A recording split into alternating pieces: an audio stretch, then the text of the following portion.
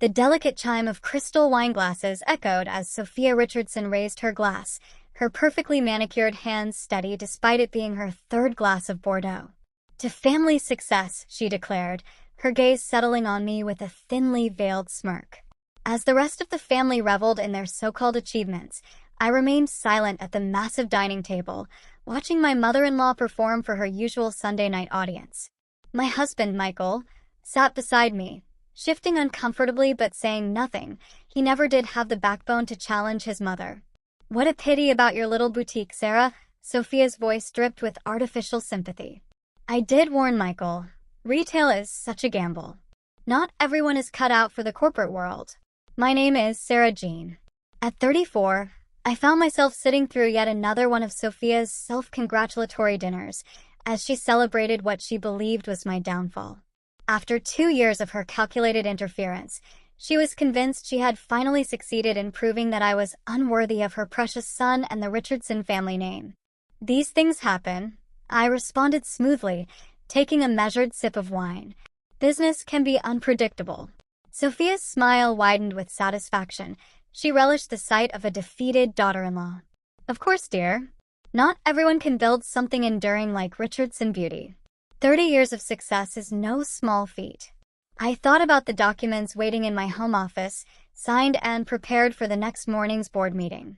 While Sophia had been preoccupied with sabotaging my boutique chain, I had been orchestrating the largest corporate takeover in her company's history. "Mom," Michael began hesitantly, "maybe we should change the subject." But Sophia cut him off with a dismissive wave. "We need to discuss your future, Michael. Now that Sarah's financial situation has changed, perhaps it's time to explore other options." I knew exactly what she meant. Rebecca Holmes, the recently divorced daughter of Sophia's best friend, had conveniently moved back to town, and Sophia had been not so subtly nudging her toward Michael for months. My phone buzzed discreetly. A message from Daniel, my lawyer. "Everything's set for tomorrow. Board votes confirmed." She won't know what hit her. Excusing myself, I stepped into the grand marble bathroom, gripping the edge of the sink as I stared at my reflection. 3 years ago, I had been a rising star in the retail industry. My boutique chain, Urban Chic, was flourishing, featured in major fashion magazines and attracting high-end brands. Then, I made what Sophia considered an unforgivable mistake. I married her son. Michael and I had met at a charity gala. He was sweet, kind, and completely under his mother's control. I naively believed that love would be enough to overcome Sophia's disapproval of my background: new money, Chinese American, and independent. I was wrong. The sabotage started subtly. A few rumors about quality issues spread among Sophia's influential circle, leading to suppliers unexpectedly pulling out. Landlords mysteriously refused to renew leases.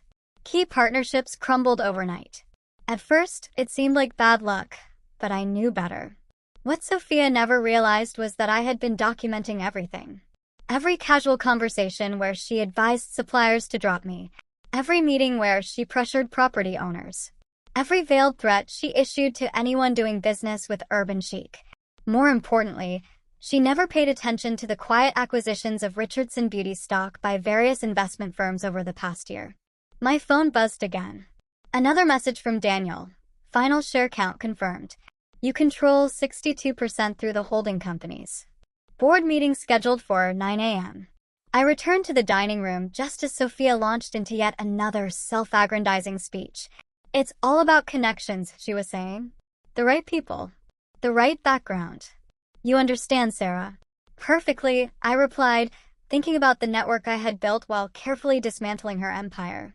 The suppliers who had provided written evidence of her interference. The landlords who had recorded her threats. The executives at Richardson Beauty who were tired of her outdated leadership and discrimination. Michael's hand brushed mine under the table, a rare, silent show of support, one he only dared when his mother wasn't looking. He had no idea what was coming. I had kept him in the dark, both to protect him and to ensure his shock tomorrow would be genuine. "More wine, Sarah?" Sophia offered, her saccharine smile razor-sharp. "Drown your sorrows." "No, thank you," I said evenly. "I have an early meeting." She latched onto the opening. "Oh, still trying to salvage your little boutiques?" Sometimes, it's best to accept failure gracefully. I thought of the sleepless nights I had spent recovering from each attack she launched, the patience it had taken to turn her own weapons against her. Actually, I replied, it's a corporate consulting meeting. I've been exploring new opportunities. Sophia's smile turned patronizing. How lovely. Perhaps something more suited to your skills, retail sales, perhaps. Michael opened his mouth to defend me, but I squeezed his hand under the table, silencing him. Let her think she had one. Tomorrow would prove otherwise. As dinner wound down, Sophia pulled Michael aside, her voice deliberately loud enough for me to hear. Rebecca has been looking stunning since her return, don't you think? You two were so close in college. Sometimes our first choices aren't always the right ones. I gathered my belongings, pretending not to notice. Let her have her moment. She was about to lose everything. Sarah, she called sweetly as we prepared to leave. Don't be a stranger. Just because your business venture didn't work out doesn't mean you're not still family. In a way. I turned back, unable to resist leaving her with a hint of what was coming. Thank you, Sophia. You've taught me so much about business, about acquiring things people don't want to let go of, about patience. Tomorrow should be interesting. She frowned slightly, but I was already walking away, Michael trailing behind me. In the car, he sighed. I don't know why she's like this. I should have said something. I squeezed his hand reassuringly. It's fine. Everything's going to change soon. What do you mean? I smiled. Just be ready for tomorrow's news. And remember, I love you.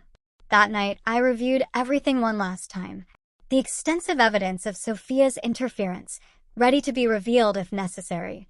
The official documents proving my controlling stake in Richardson Beauty. The board votes already secured. My phone lit up with a final message from Daniel. All systems go for tomorrow. Sophia won't know what hit her. I smirked, recalling Sophia's toast to family success. Tomorrow, I would redefine what that meant.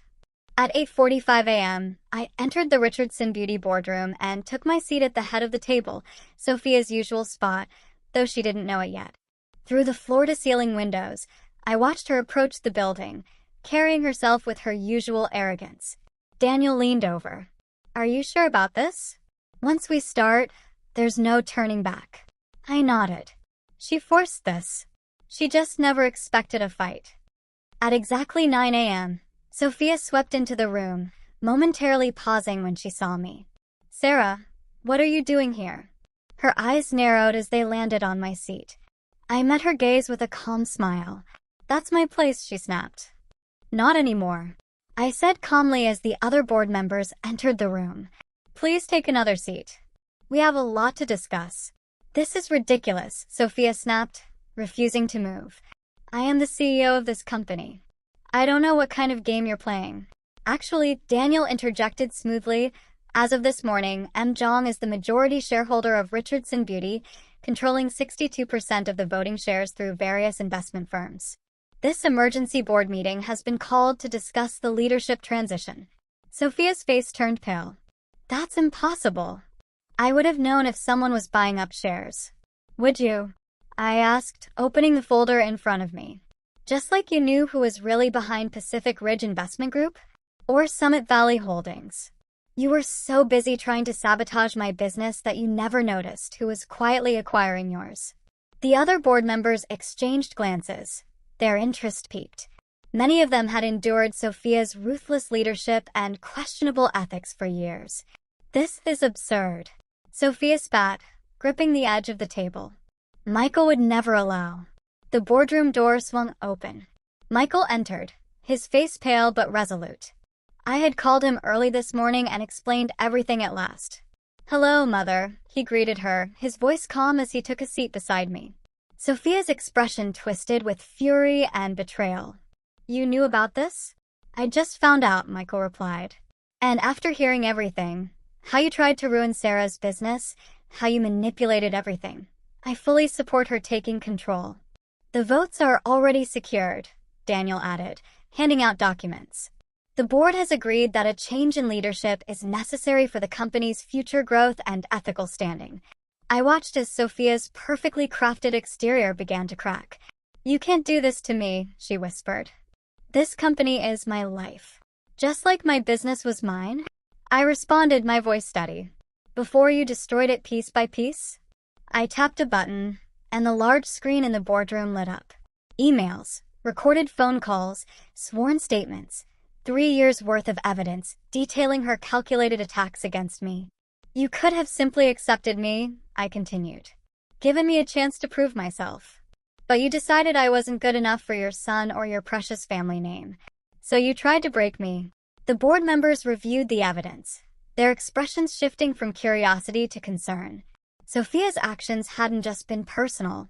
They were unethical, possibly even illegal. What do you want? She finally asked, her voice hollow. I want what I've earned, I said firmly. Control of this company. The opportunity to modernize it, expand it, and make it stronger than it ever was under your leadership. And I want you to understand what it feels like to lose everything to someone you underestimated. Daniel handed her the severance agreements we had prepared. You have a choice, I told her. Leave gracefully. Keep your social status, your country club memberships, your reputation. Or you can fight, and I'll release everything I have to the press. It's up to you. Her hands trembled as she flipped through the documents. You planned this all along. I learned from the best, I said. You taught me that patience and strategy are everything in business. And that sometimes you have to let your opponent think they're winning before you make your final move. The next hour passed in a blur of signatures and formalities. By 10:30 a.m., Sophia Richardson was no longer CEO of Richardson Beauty. As she stood to leave, she turned to Michael one last time. She played you, she said bitterly. She married you just to get to me. Michael shook his head. No, Mother. I married her because I love her. You're the one who turned this into a war. And you lost. With Sophia gone, the board swiftly approved my leadership transition plan. By noon, I was officially the CEO of Richardson Beauty. That evening, Michael and I sat in our home office, still absorbing the day's events. I wish you had told me sooner, he said softly. I had to protect you, I explained. And I needed your reactions to be real. Your mother had to believe you were in the dark. He exhaled slowly. What happens now? Now we rebuild, both the company and our family. But on our terms. Over the following months, Richardson Beauty transformed. We launched new product lines, modernized our marketing, and expanded into international markets. The company's value soared. As for Sophia, she withdrew to her country estate, emerging only for carefully curated social events. But the whispers followed her. The story of how her Chinese-American daughter-in-law had outmaneuvered her, taken her company, and proved herself more than worthy of the Richardson name. A year later, I sat in what had once been Sophia's office, reviewing quarterly reports. The company was thriving. My phone rang. It was Sophia. I understand now, she said without preamble. What I did to you. What it feels like. That was the point, I replied simply. The company, it's doing better than ever. Yes. A long pause. Michael mentioned you're expecting. A girl due in March. Another pause. I'd like to be part of her life. If you'll allow it. I glanced at the framed family photo on my desk. Michael and me at last year's company gala, truly happy for the first time in years. We can try, I said carefully. But things will be different. No manipulation. No games. No control. I understand, she said quietly. You've proven you're stronger than I ever thought. After I hung up, I stood by the window, gazing at the city's skyline. Sophia had spent years trying to prove I wasn't good enough for her family or her company. But in the end, I had proven her right. I wasn't just good enough, I was better. Under my leadership, Richardson Beauty continued to flourish. Michael found his own path, starting a foundation to support small businesses affected by corporate exploitation. And Sophia? She learned what it meant to be on the other side of power, to have to ask instead of demand, to accept instead of control. At family gatherings, I sometimes caught her watching me, not with resentment, but with something else, something closer to respect. She had learned a lesson she never expected. True power isn't about tearing others down to stay in control. It's about building something stronger from the ruins of what others tried to destroy.